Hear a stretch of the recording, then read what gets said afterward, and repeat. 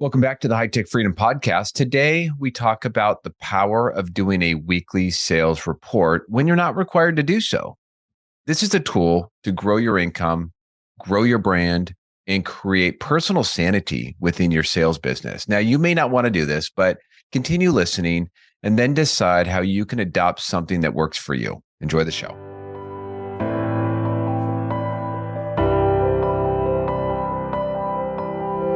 Welcome to the High Tech Freedom Podcast. This is a podcast where we bring successful tech sales professionals, thought leaders, and entrepreneurs to share best practices, insights, and lessons learned with other tech sales professionals. As a sales professional, the more we learn, the more we earn. Once we earn it, how can we put those hard-earned commission dollars back to work to build additional income streams that will create the freedom we are all working to achieve? I'm your host, Chris Freeman. I'm a high-tech sales leader, real estate investor, and lifetime learner.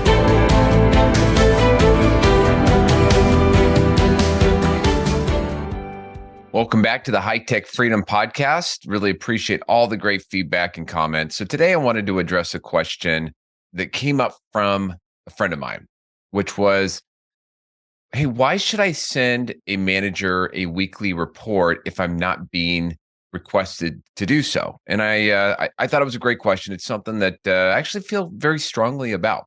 So why in the world would you want to create an extra administrative task as a seller? I mean, that's like the worst thing we can do. It takes us away from selling, takes us away from doing the job that creates commission. But it is an important thing to do, and I'll tell you why. So I probably worked for about 15 years before I went into a company where everyone did a weekly report. It was part of the culture for all departments. I mean, everybody from sales, the AM did one up to the manager did one up to the director did one up to the VP, other departments did it. It was just definitely part of the process. Was it a pain in the butt? Yeah, there's definitely days and weeks that was not looking forward to doing it. Sometimes you just get so darn busy that it's hard to stop and do that type of thing. And, my challenge was always in my style has always been that if I'm going to do something, I want to do it really well. And I don't want to just do a half-ass job and just kind of mail it in, as they say. And sometimes I just felt like I didn't have the time to do that. Now, as a manager, I would get these from my team and I would read through each of these each week. And it was clear when someone was just copying from last week and adding in some quick updates to get it done versus when somebody had really took some time to recap the prior week and talked about what was happening in the upcoming week. So in doing this over a number of years, I've learned a very interesting lesson. So number one, it actually forced me to slow down once a week and just reflect on my business. And now this is more of a habit for me, but that is so important to have that time where you can think about the business, even if it's just a week in the rear. It's so important. Number two, it forced me to slow down and think about and assess my upcoming week. I've been pretty good at this now for a while. I think I've talked in a previous episode about my process for planning my day, planning my week. But if you're not ahead of and in control of your plan for the week, your week will take over you and you'll be in a responsive mode, and it can just be frustrating. It can feel chaotic as a rep. Number three, the process of writing down your forecast and just kind of writing out the forecast construction once a week keeps things top of mind. And what's more important than your forecast? And then number four, for me, it helped highlight, where do I need help? Where is there a challenge? It made it easier for me to identify that and actually give my manager some visibility into areas maybe where I was struggling, or I've hit a roadblock, or maybe things just aren't going the way that I want with a particular deal, sales campaign, something in the territory, whatever it might be. So back to my opening. If you're not required to do a weekly report, why would you want to do one? Well, for all the four reasons I just outlined. But seriously, if you want to accelerate your business, one great way to do this is have more people working on your business. So your manager, by doing a weekly report, your manager will have visibility. Your manager does have visibility on a much larger region. So today, I have multiple states, and I see different deals, different accounts, and different best practices from different reps. something you are trying to close in your territory, maybe a deal that you're trying to pursue. There might be an obstacle that you're trying to overcome, maybe very similar to another account that your manager has visibility into or might even be working with. They may be able to quickly point to a resource, give you a reference example, or even give you a real reference account that you could use for your deal. Another reason why I like this is that if if you ever want to move up in an organization, you're going to have to be able to run your own region, and you will proactively need to communicate your business. So if you're a manager, you may not necessarily be doing a weekly report, but you're expected every single week to be capturing your plan, your direction, what's working, what's not. By doing this as a seller, you are demonstrating that you are the president, the CEO of your franchise. You are taking that leadership role in your business. It also raises your informal leadership role in the team. Successful people do what other people are not willing to do, and a lot of people are not doing this. You can either run in the pack or run in the head of the pack, and it's really up to you on where you want to go in your own career.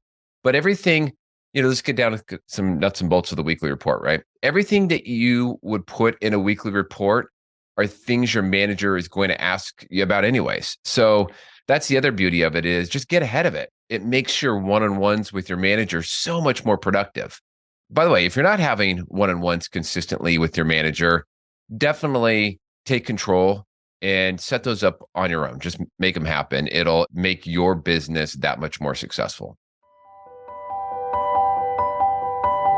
I want to break in with this quick commercial from me. I am very excited to announce that we have our first multifamily real estate deal for the year. This is a really nice boutique 88-unit complex in Tempe, Arizona, which is an incredibly strong submarket of the Phoenix area. And we are partnered with my friend Reed and his company at the RSN Group. They're the ones that found the deal, and they also have another asset very close by this particular property.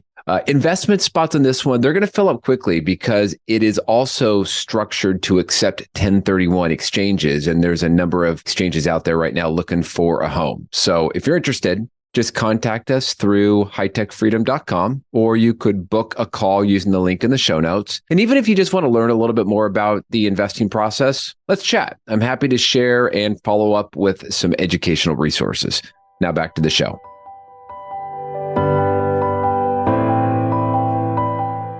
So what should you or could you include in a weekly report that you're just doing on your own and sending proactively each week?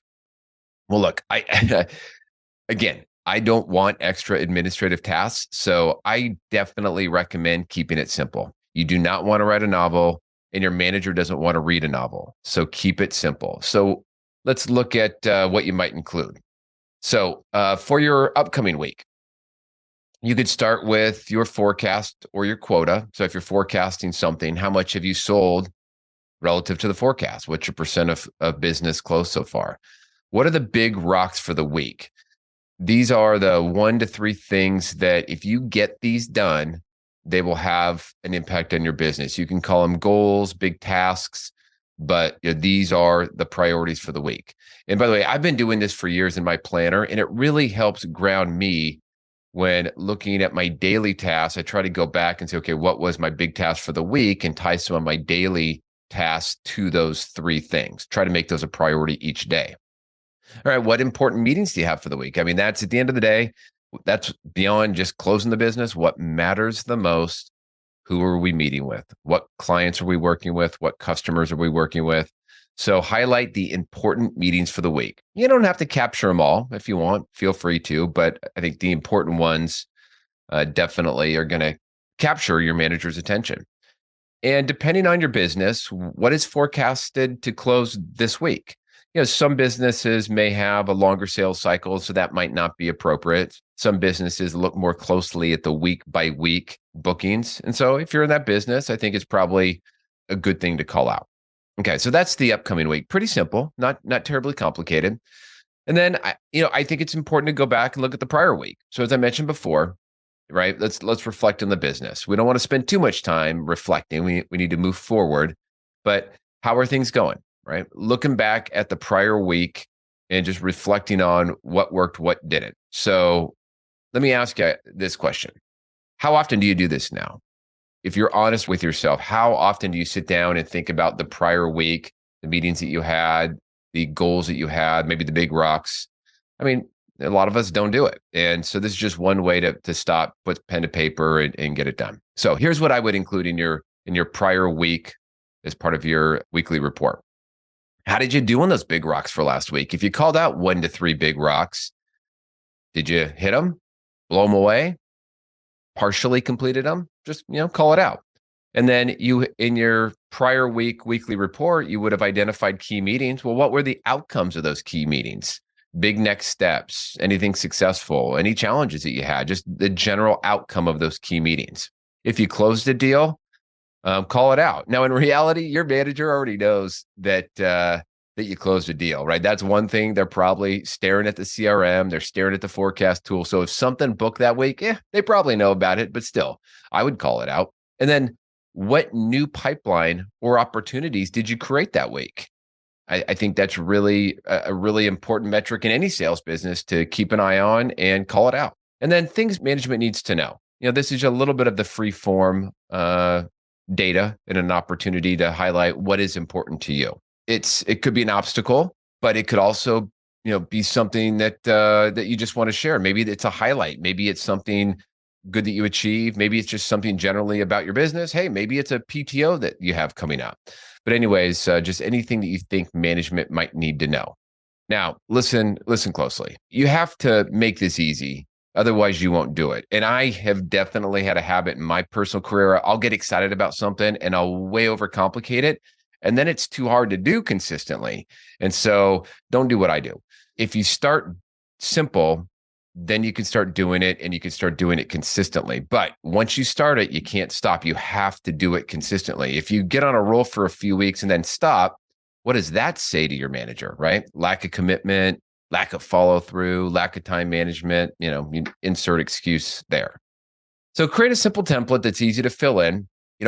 I've seen people create maybe even an email signature for their like a weekly template or maybe a customer response, and you can just fill in the data there. Maybe you have a Word document, whatever works for you. Keep it simple. If it's too hard, right, don't include it in your weekly report until you've optimized it. Once you kind of get in the flow of the basic report, you could start to layer in additional things that you might want to include. You can always start with less and then layer in more detail later. So each week, there are certain things that I might want to highlight or people that I want to appreciate. And, sometimes I get to the end of the week and it's really hard to remember those. And so what I do is in my notes during the week, I use just different codes. So if somebody did something or said something that I want to go back, recognize or appreciate, I just put an A with a circle in my notes. And so then when I go to the end of my week, or maybe I'm getting ready for a one-on-one with that person or a phone call or whatever, maybe a team call, whatever it might be, I can go back and kind of recapture all the A's. And I just use that as an example. When you're sitting down to do your weekly report at the end of the week, you may have a hard time remembering all the great things that happen. So if there's certain things that you think you might want to call out in your weekly report, maybe just create a simple coding system. So maybe if there is a great idea that came out of a customer meeting, put an I with a circle next to your notes on that. And you can kind of quickly go back and look for it. If you're doing online notes, I don't know, maybe you could tag your note and make it more searchable that way. I kind of take all my notes in paper, and that's not true. I do a combination of paper and electronic, but my customer notes, when I'm in front of a customer, I never pull up my laptop or my iPad and do it electronically. It's always on paper. Internal notes, usually in Evernote.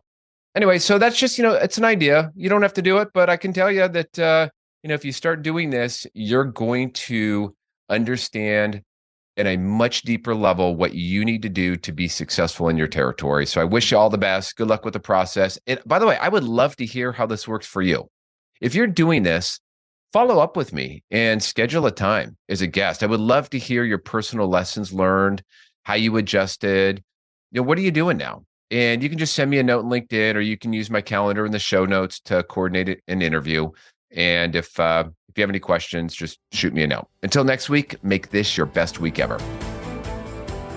Thanks again for joining us today. To get more sales and real estate tips, you can subscribe to our newsletter at hightechfreedom.com. You can also join our private Facebook and LinkedIn group that is exclusively for sales professionals. If you found a nugget of good information in the podcast, please subscribe, give us a positive rating, and write a review. If there is a topic that you would like us to cover in the future, please send us a note through our website at hightechfreedom.com. Until next week, make this your best week ever.